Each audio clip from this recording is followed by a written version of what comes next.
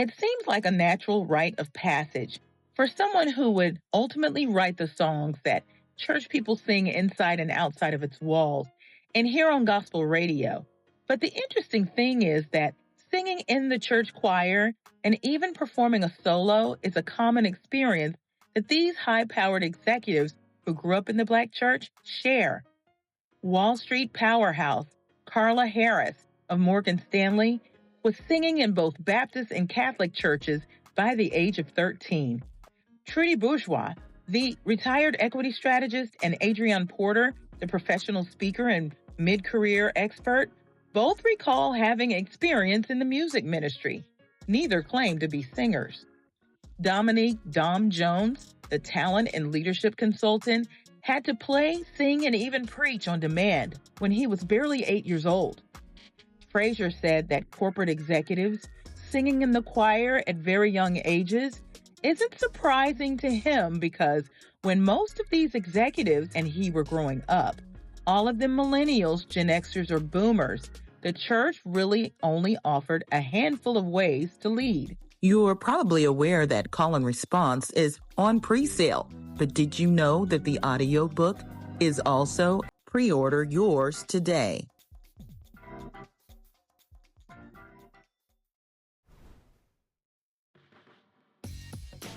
Hey y'all, this is Culture Soup, where tech, culture, and business collide. It's a podcast that spoons up everything hot from social media. I'm your host, L. Michelle Smith, and each episode, we bring you some of the most notable and not yet notable thought leaders in tech, business, and culture.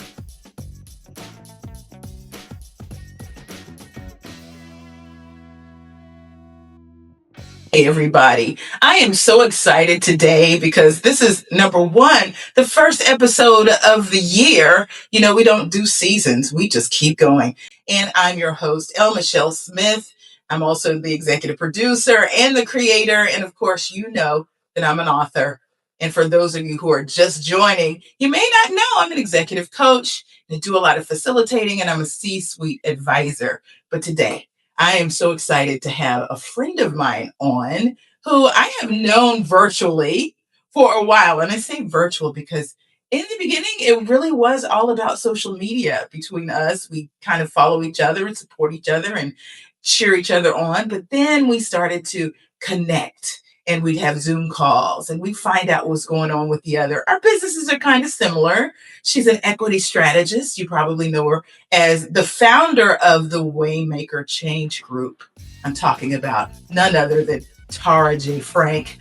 Girl, I am so excited to be here. Thank you so much for having me. I am thrilled. You have a lot going on right now, and I have been kind of behind the scenes talking to you about how it's been unfolding. You want to tell the folks what's going on?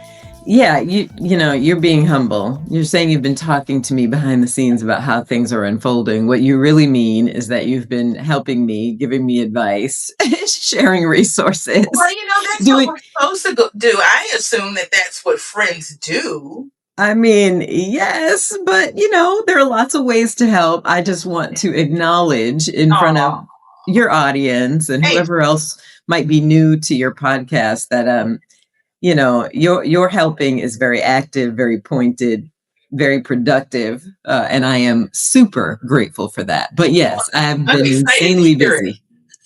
That is awesome. You know, when someone reaches out and I care enough to actually give some time, I make sure that I am bringing some value. And that's what we should be doing anyway, not just as equity strategists or, you know, executive advisors, but also especially as friends. I don't want to waste anybody's time and I want to see you thrive.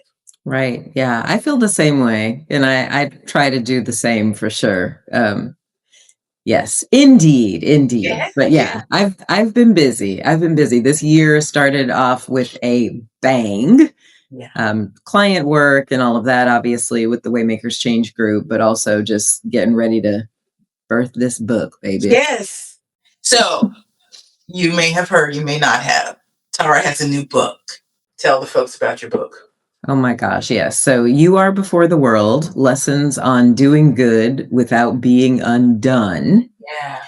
Releases on January 20th. This has been a labor of love for me. I know we'll talk a little bit more about kind of what the book is and how it came to be and how I hope it'll help people. But it's my it's been an act of obedience is probably the way that I would say it. You know, about 10 years ago or so, I heard God say, "Tell them how I restored you." Mm. And I tried to start writing it then. And just over us. That's deep. That's real. Was deep. It was deep. It was real. And I unpack a lot of that in the book. But at the time, I wasn't ready, right? Like I hadn't experienced enough quite yet. The restoration was still very much in progress, which it kind of always is, but you know what I mean? Like I still had some healing to do. I still had some learning to do about, you know, what life had kind of taken me through to that point. My children were still young. So I tried to write the book. I'm a Virgo, right? So and I know you know what that's all about. So I heard Tell Them How I Restored You. And, you know, I'm a rule follower. So I tried to write the book at the time, like, okay, let me try. And, you know, it just didn't come. So a decade later, you know, this is how I learned that the seed is not the harvest. Yeah. Try to remind myself of that. Sometimes a seed is planted and then years go by. You know, and when I connected with you about this book, it wasn't even about this book per se. It was about another book that you were writing. And then I felt you felt the tug, and I felt you feeling the tug to birth You Are Before the World. Yes. Talk about that. Yeah, I was writing a book called Bridge, and Bridge was really about how to nurture cross-boundary relationships at work. So I wrote The Waymakers, of course, which was clearing the path to workplace equity with competence and confidence. And a really critical part of The Waymakers was this relationship piece, right? Knowing that when we nurture relationships across boundaries, we have a better chance of those doors opening for us, those barriers being removed, of being ushered, you know, through to higher levels of contribution. And the relationship piece was something I knew I could double click on, that I knew I had a lot more to say about, that I've learned a lot about, that I've actually helped so many companies and clients do. So I thought, well, this is a good place to go next after The Waymakers, is to really dive in deep on this issue or this opportunity around cross-boundary relationship. But I was writing this book as we were kind of ramping up to the 2024 election. And I felt in my bones that it was just not the book people needed now. Mm-hmm. And more important, it wasn't the book I needed at that moment. So it got stuck in me, if that makes sense. Yeah. Right. I'd hired a proposal coach, and I had a new agent, and I had a publisher, and all these things were happening. But after 40,000 words, El Michelle, I could not write another. Yeah. And so, yeah, it was replaced, right, by something more personal, something more, I'd say, meaningful, and something more necessary for the time that we're in, especially for us. Right. And you know, there's a really great place to say, how about we have a culture soup moment, Tara?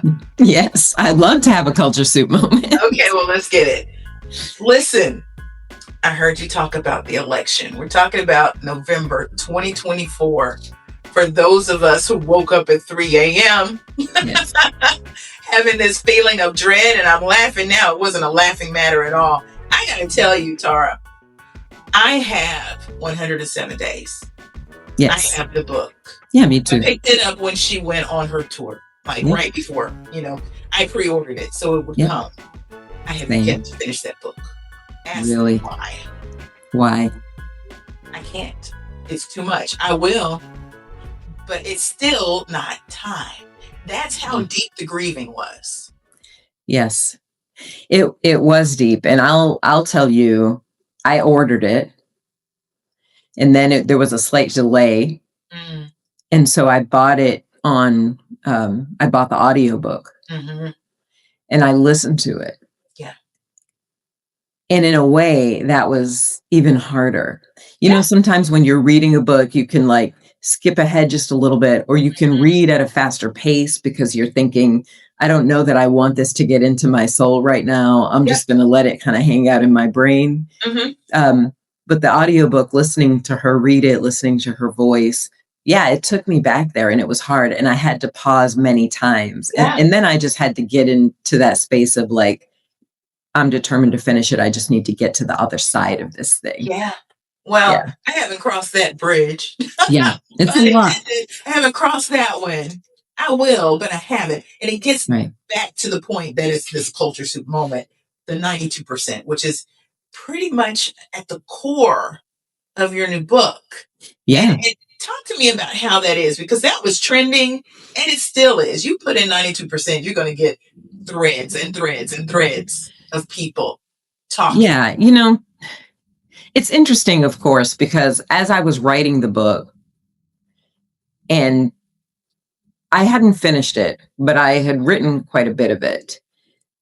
The 92% wasn't yet a thing because we were coming up to the election, right? We didn't yet know how many of us voted that way.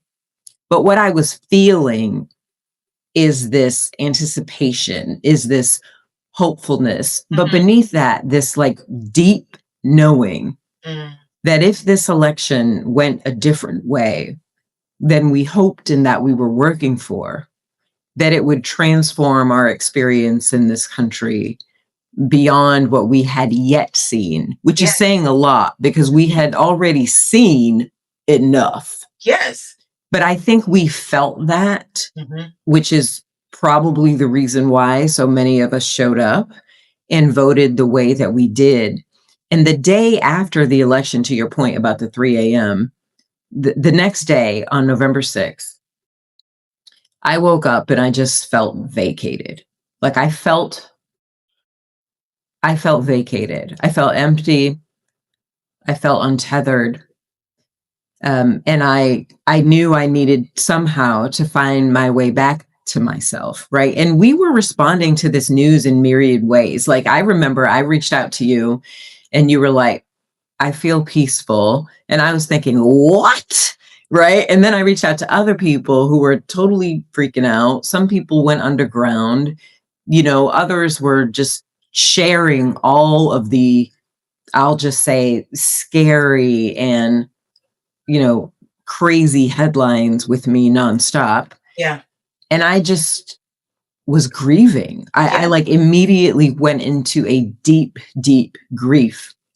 And so You Are Before the World, quite honestly, was my pathway out of the grief toward something creative, something generative, something hopeful and real. You know what I mean? And real. It was a shedding process for me, even in the writing of it. Like when I started writing, I did not know everything that was going to happen to me and through me. And everything that I was going to say. The writing of it was a journey in itself. And I think that's why so many early readers so far have felt blessed by it, because I was trusting as I was putting pen to paper. That's part of the writing process that people don't know about, and some authors don't even tap into. That place that is therapeutic. That place that actually heals us as we create, as we write. And you're right, it's blind. You don't necessarily know what's coming, and if you're believers like us, you're trusting God for it. Yes, and I did. You know, I prayed. I remember I was a little past half, right, of the writing, and I remember praying that the book would meet people where they are and give them what they need. Like that was my prayer. And I knew that meant that people might get something different from it. Like, you know, that it wouldn't be just one thing that everybody who read it would say, this book is about X.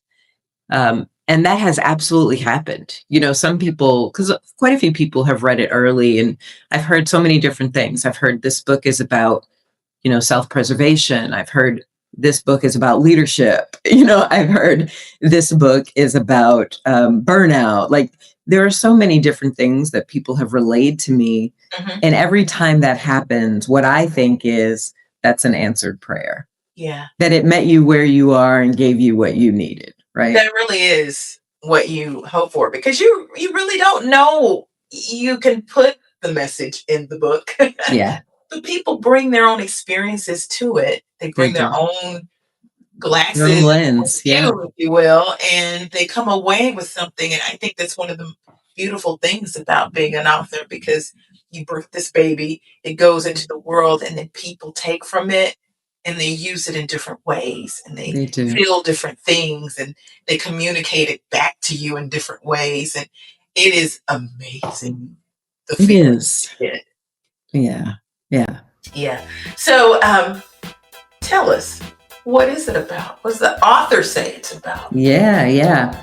This is my way of helping helpers redefine their relationships with giving, serving, showing up, helping, etc. Right. So what you mean by helpers before you go. Yeah. Everybody. So I think about helpers as people who either it's their profession or just something they feel moved to do.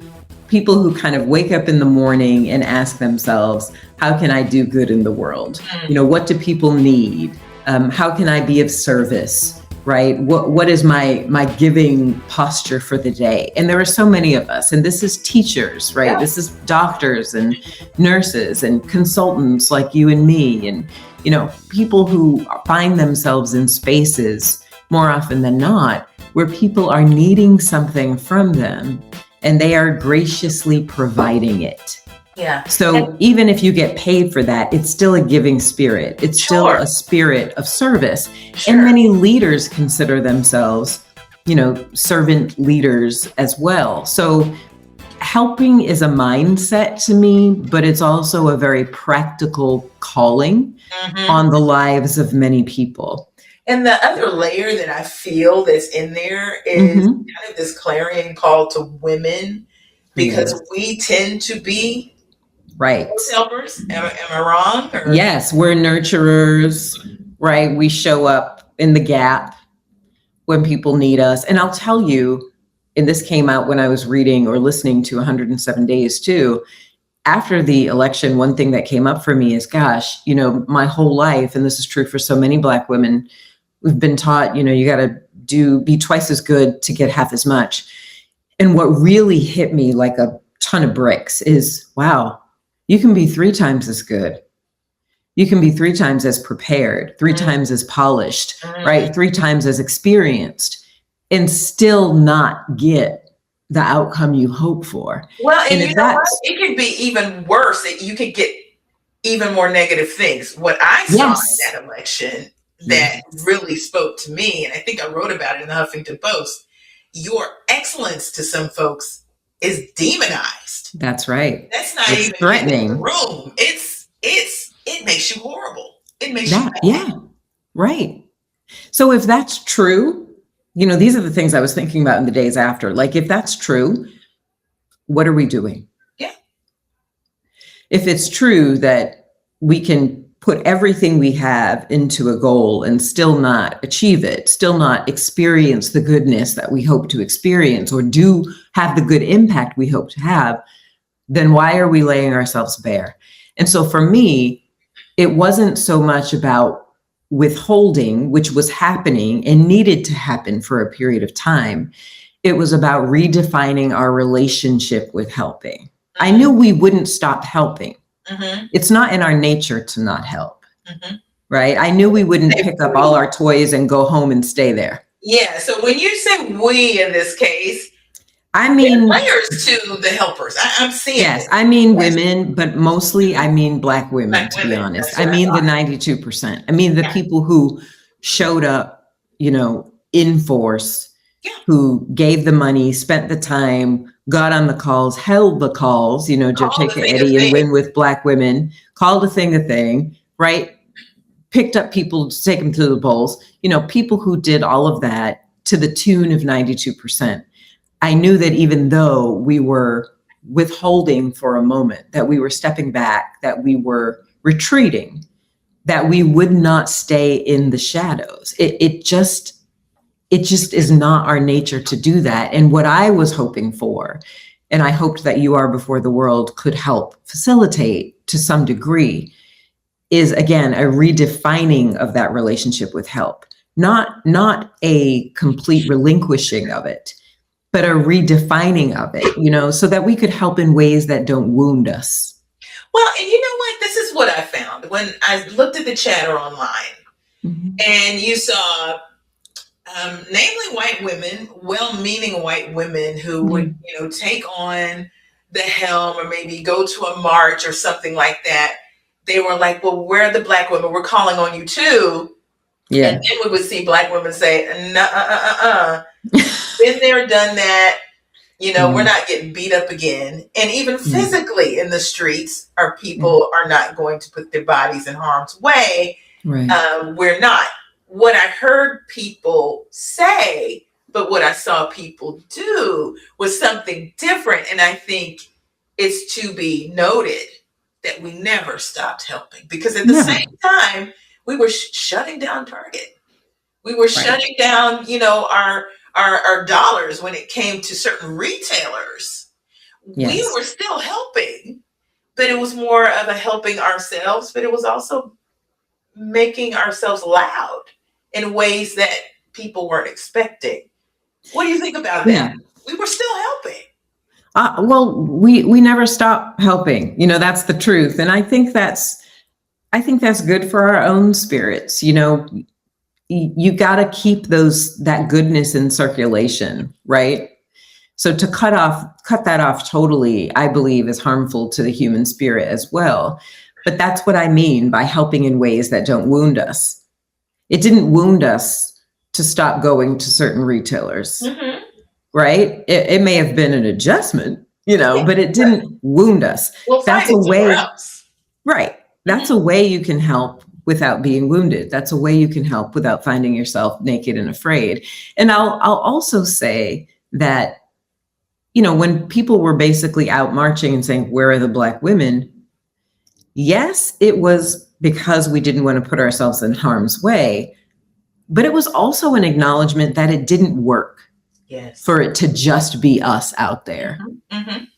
That it doesn't get it done, that this is not a problem we created alone or that we created at all. And it wasn't a problem we were going to be able to solve by ourselves, right? That it's a problem other people created and that they will have to solve. And so it was that acknowledgement too, right? Not just, I'm not going to put myself in harm's way, but also like, this isn't the way to get this done, if it's going to get done at all. Yeah. That was one theme, one feeling that I was beginning to get as you saw these dialogues happening between segments of the population. And I felt really good. Let me tell you why. This is personal. Yeah.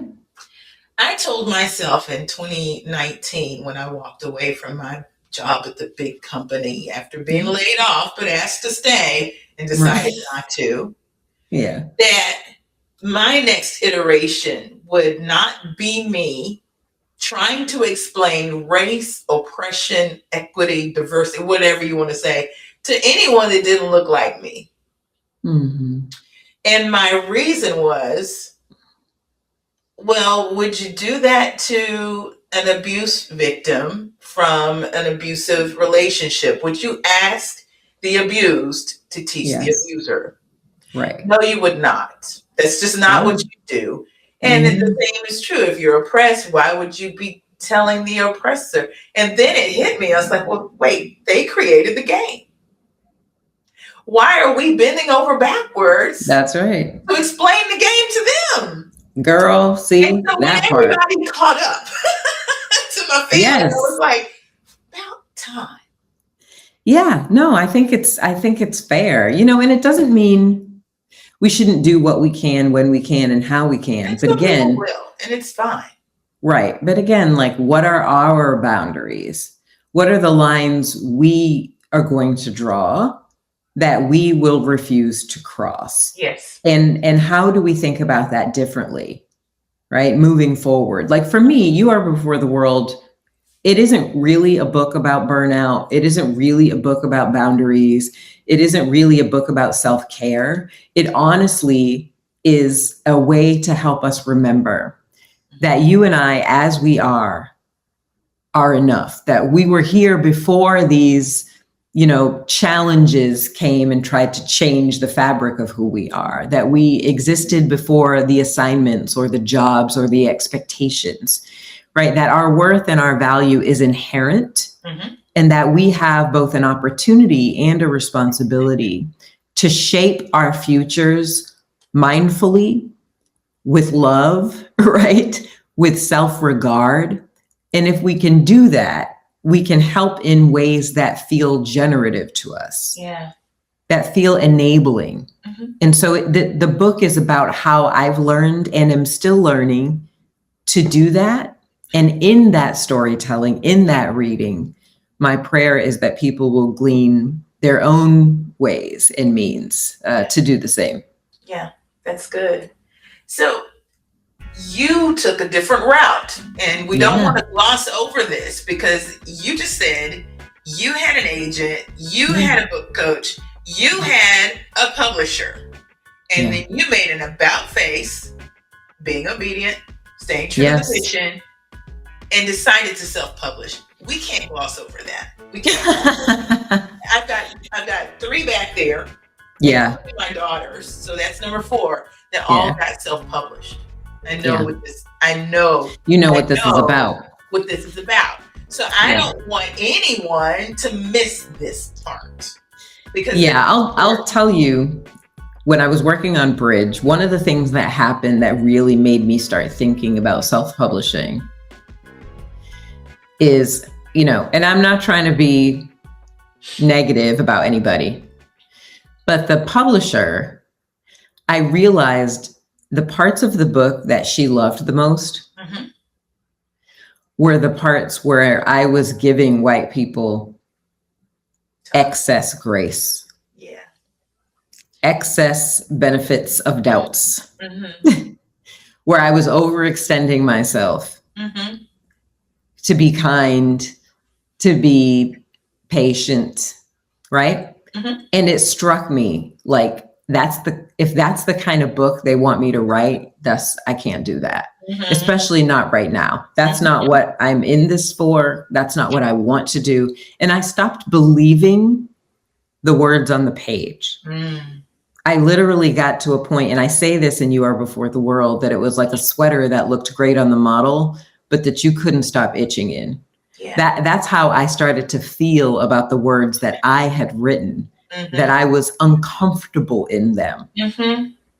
So there were a couple of things about self-publishing. One, I knew that I didn't want to wait 2 years to get this book out into the world, because it felt both timely and timeless. Yes. I also knew that God was giving it to me, which means risking having anyone else, a publisher, editor, try to change it could take the blessing off of it. Yeah. So that was part of it for me too. Like, I can't change what I've written. I mean, I don't mean like I can't improve it. Obviously, I had an editor and all of that, but I can't change what I've written fundamentally, because I was told to write this. Yeah. This was downloaded to me. And if I make too many changes, right, I'm going to change the purpose of it. I'm going to change the impact of it. And those were risks I wasn't willing to take, honestly. Yeah. That sounds very similar to where I was before No Thanks was published. Yeah, really? In what way? Yeah, well, I was told, go a totally different way.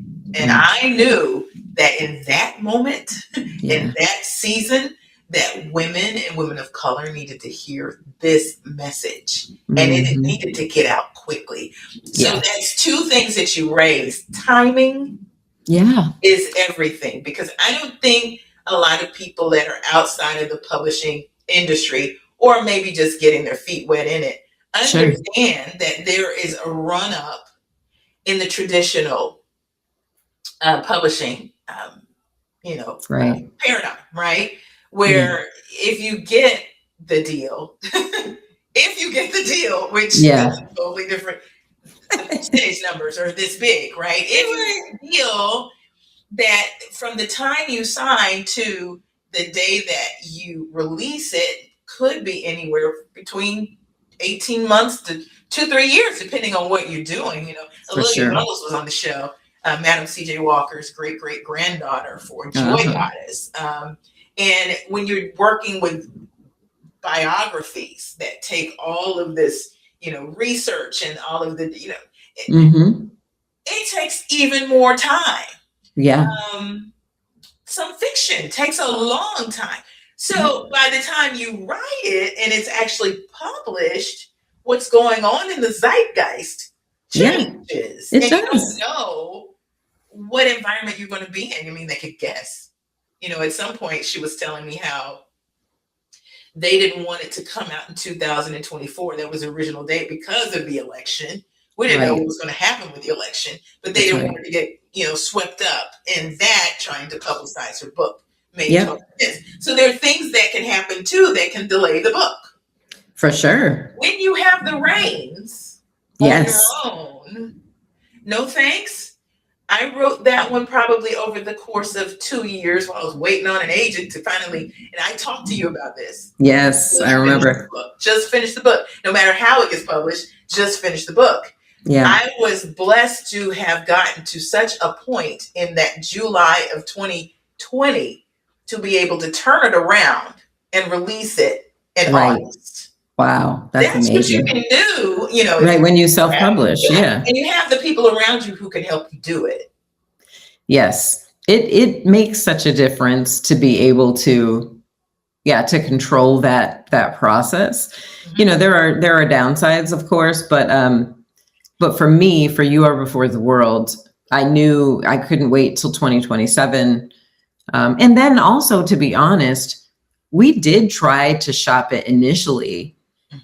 To pitch it initially, but it didn't work. And that was another God thing. And talk about that too, because sometimes people can pigeonhole you, and that's what I was hearing. Yes, we talked about this. It was like, but you're a business, you're a business leader, and this is a shift in genre, right? Yes.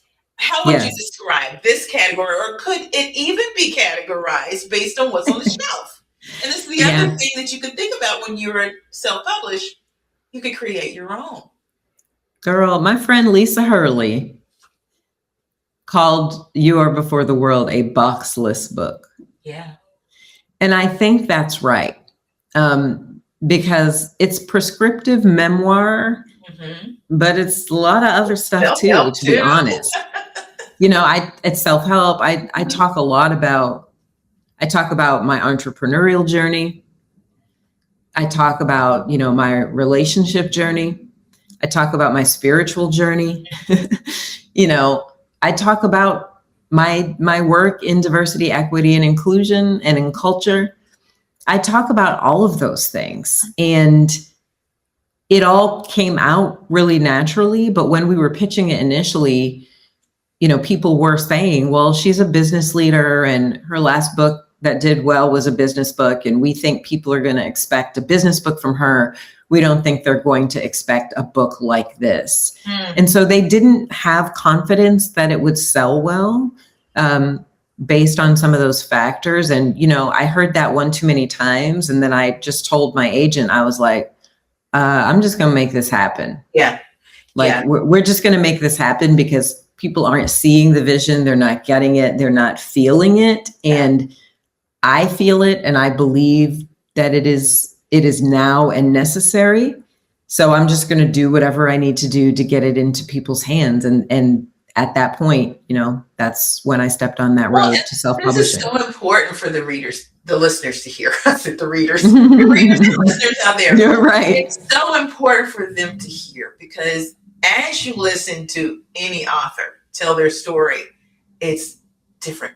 It's different every time. So when you ask an author, so okay, tell me what you did.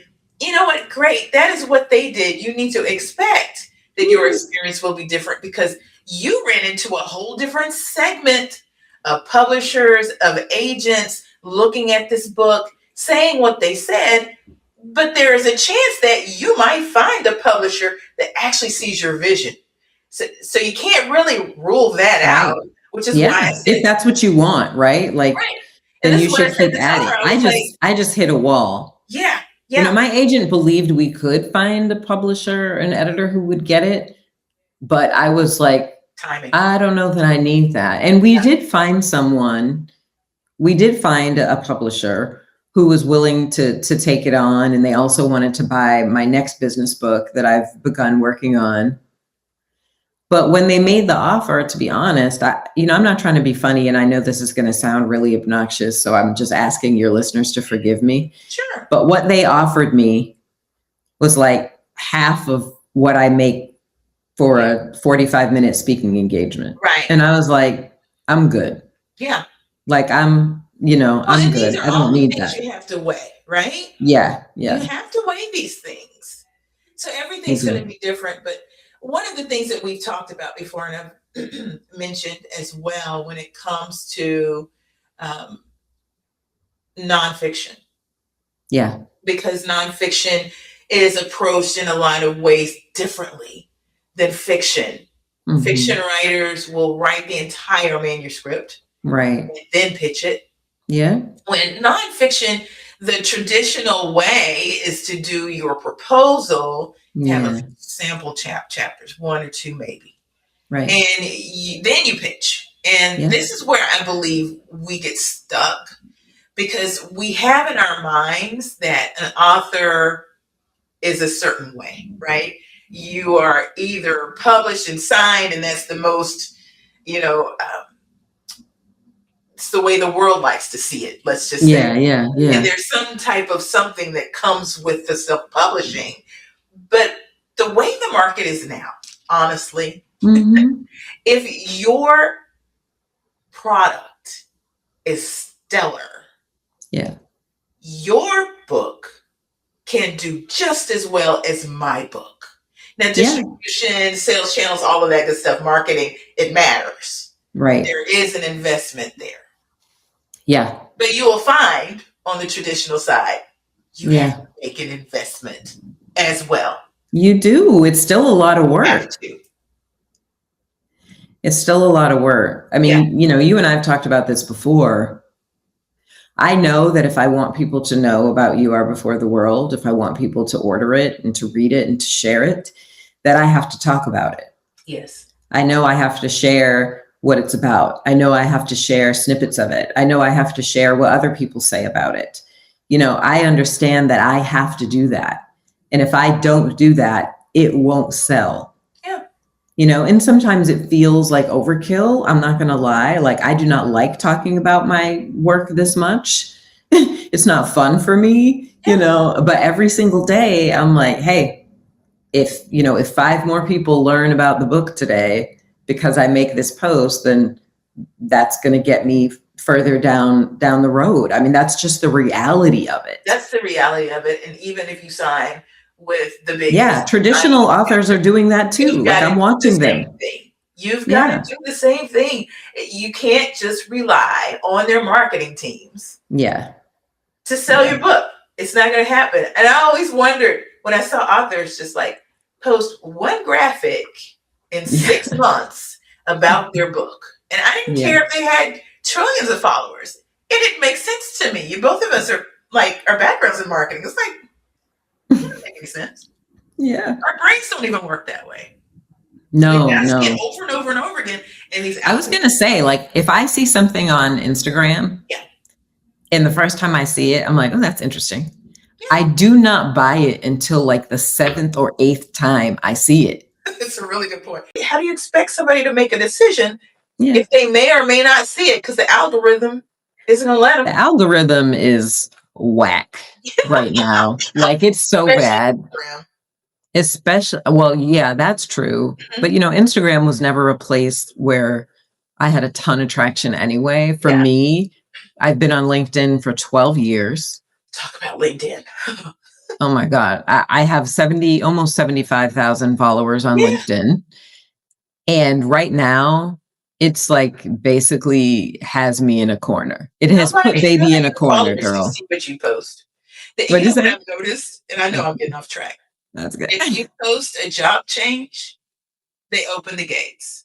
Oh, if you yeah. say happy birthday, they open the gates. Right. Otherwise, if you're talking about whatever it is you talk about, you have to stand in the corner until you buy an ad. Yeah. And wait, let me tell you honestly, my company has bought ads. Mm-hmm. They don't work. Waste of money. Wow. Waste of money. Wow. So you have to invest at like a ridiculous level to really break through that algorithm. And there are some people who've, and some of them are my friends who have a really good formula going right now. And their posts get a lot of visibility and a lot of engagement, and they're wonderful posts. Like I know why they do. And then that kind of feeds the algorithm, right? People comment on them. But yeah, for whatever reason, baby is in the corner right now. But even that, let me tell you what, this journey with You Are Before the World has been such a God thing that everything that happens that looks like a barrier, I'm like, okay, I'm in such a high trust place with this book, meaning I trust that the right people will find it, the right people will read it, and the right people will share it.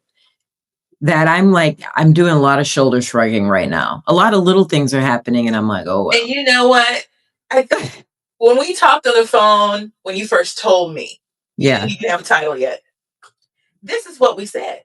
This is where you have to be. Yeah. That's the spot you have to be in. Yeah. I'm on the mission. Trust. Yes. God gave this to me. I'm on the mission. Mm-hmm. I'm going to be obedient. Focus, right. Right. And put one foot in front of the other. Yeah. That's what I'm doing. And it is, I talk about the power of surrender in You Are Before the World too, because even in that process, I learned so much about surrender and about trusting the process. And it is so liberating to stop. I'm not going to say stop, but to care less. I'm still a human being. Yeah. To care less about the effects. Yeah.